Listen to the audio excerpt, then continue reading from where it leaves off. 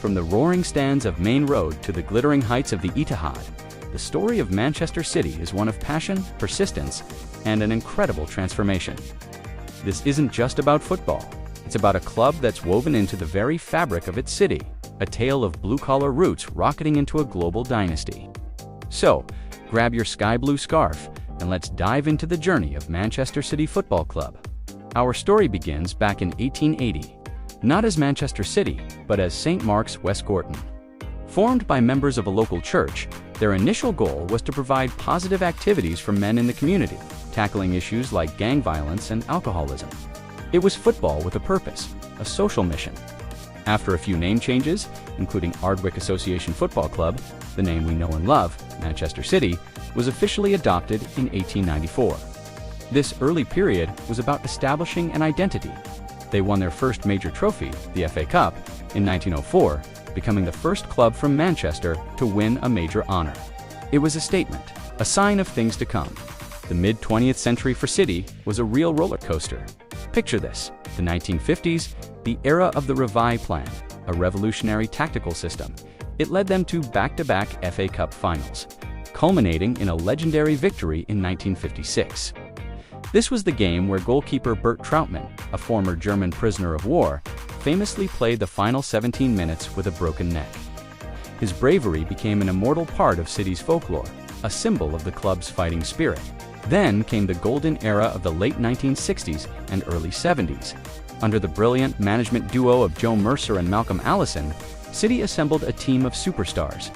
We're talking about Colin Bell, the king of the Kiphacks, the elegant Francis Lee, and the explosive Mike Summerbee.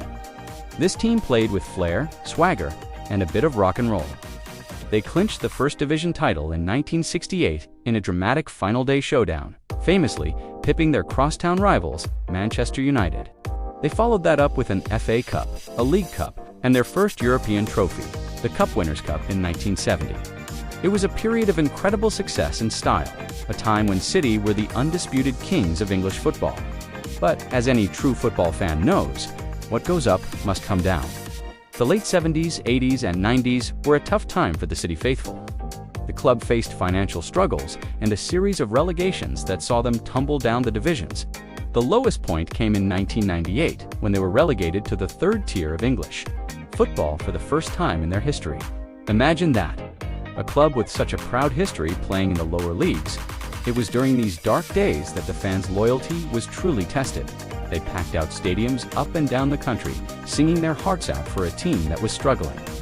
This period forged an unbreakable bond between the club and its supporters, a sense of shared hardship that made the eventual triumphs even sweeter. This is where the term "typical City" was born. A humorous, slightly pained acknowledgement that if something could go wrong, it probably would. The comeback began in dramatic fashion. The 1999 Second Division playoff final against Gillingham is etched into City legend. 2 goals down as the game entered injury time, it looked like another typical City moment. But then, a miracle.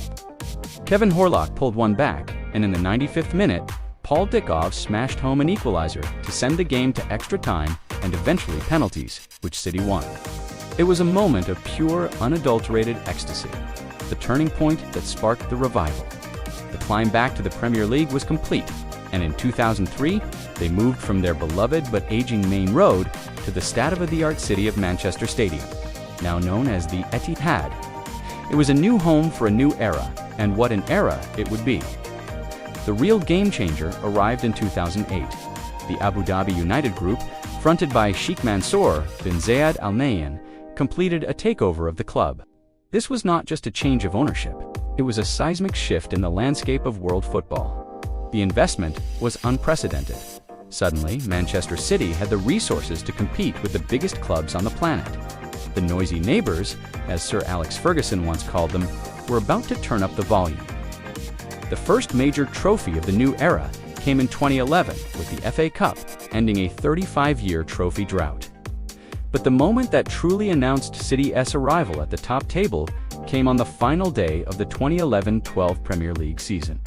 Needing a win against QPR to secure their first league title in 44 years, City found themselves 2-1 down heading into injury time. The title was slipping away to their rivals, Manchester United.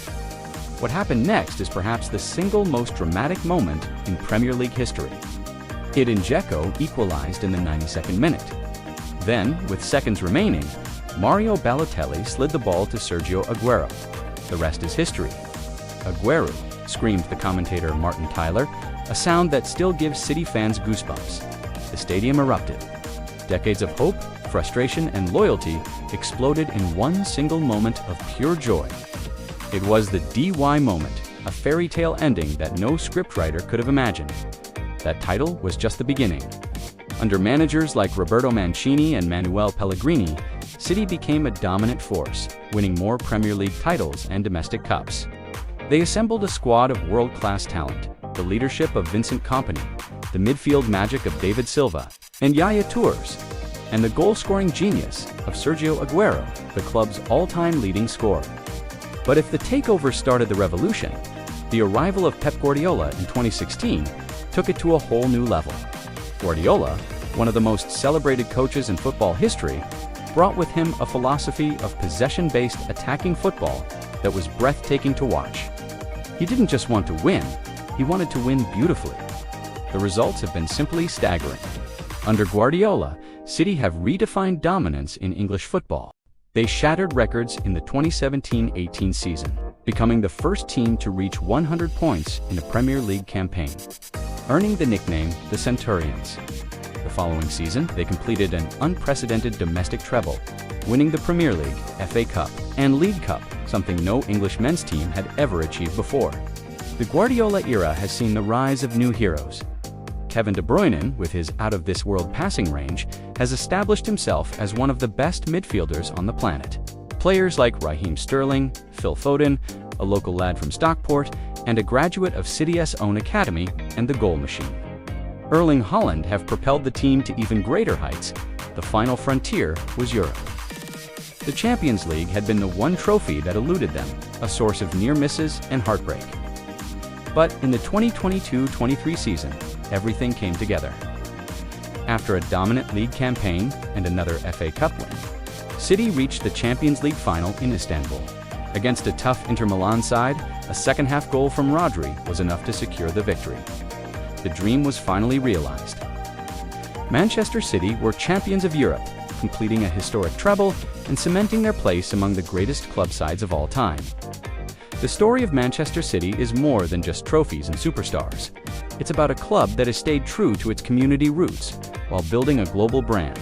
The investment has gone far beyond the first team, transforming the area around the Etihad Stadium with a world-class training facility and community projects.